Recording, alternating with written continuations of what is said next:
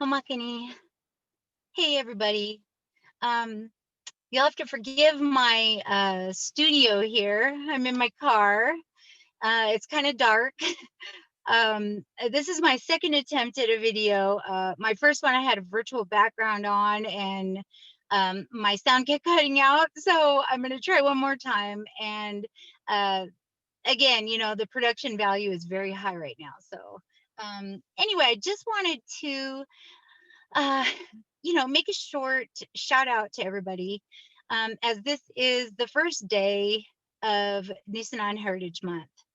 And, we're starting with reflections, the past.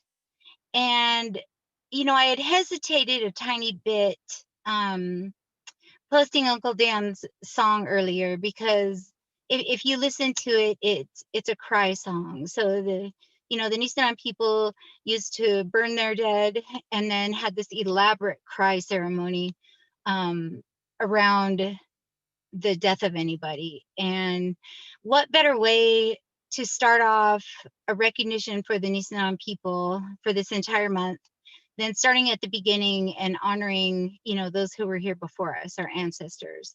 It's very much part of Nisenan culture to honor the ancestors, honor the other beings on the planet, and honor the planet itself.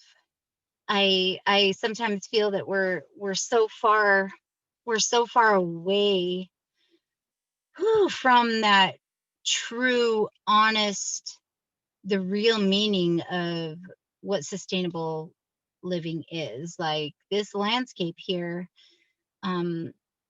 was completely sustainable.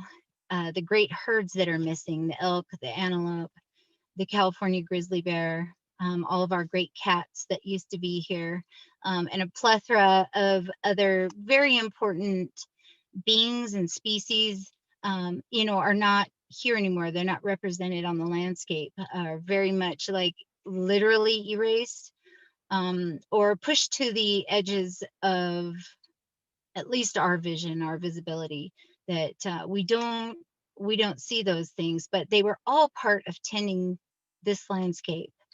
And so to honor that thought, the past, and reflecting, I thought it was very important. And the right thing to do is to start with honoring the ancestors.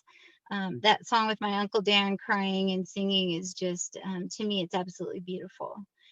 And also, to talk a little bit from that moment on, we honor the landscape, we honor the homelands of the people who had been here for thousands of years, but also, to honor CHIRP. Like a lot of you who may know us today and see the work that we're doing, becoming engaged through social media or, through the events and the productions that we've been putting on in town, 10 years ago, it was not like this. It was really getting in touch with Judith Lowry and her saying, where are you guys? It was like a spaceship came and sucked you up. Thinking back on the work that we've done over the last 10 years and raising the visibility, is actually, it's pretty incredible. And I know for myself anyway, it's hard to not be, in the moment today. But man, there's been a lot of work, a lot of helping hands that have gone into getting us to where we are today. So normally we would have Nisenan Heritage Day coming up on the 7th of November. We would also have our farm to table harvest dinner happening toward the end of the month. But because of obviously the restrictions on large gatherings and COVID in general, the tribe is very, what's the word I'm looking for? The tribe is very conscientious about COVID. We've had a bunch of tribal members now have it. Luckily, we haven't lost anybody.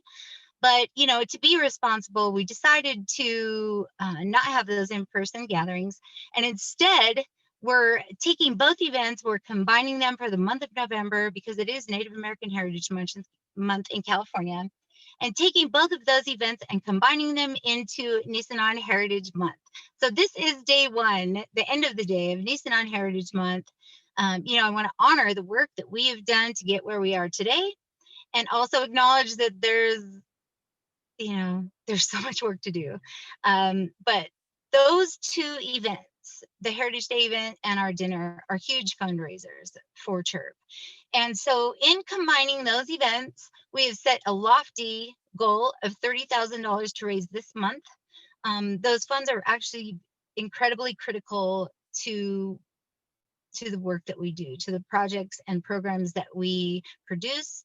And it helps us to constantly stay steadfast in our mission, which is to preserve, protect, and perpetuate Nisenan culture. So CHIRP is also tribally guided.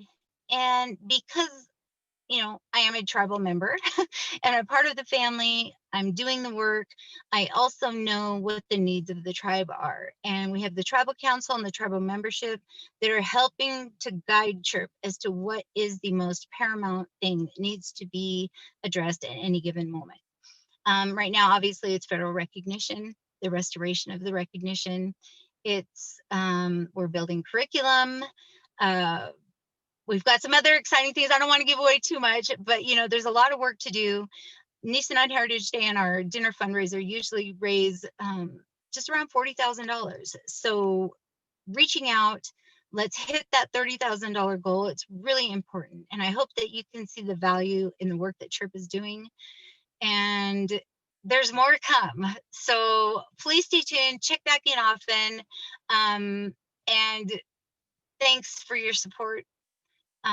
We're having some little team challenges, so maybe we can get some hot competition going, and you can outraise each other, and there is a grand prize for the highest amount donated. So anyway, stay tuned. Thanks so much for tuning into my high production studio tonight, and I'll be coming back to you soon.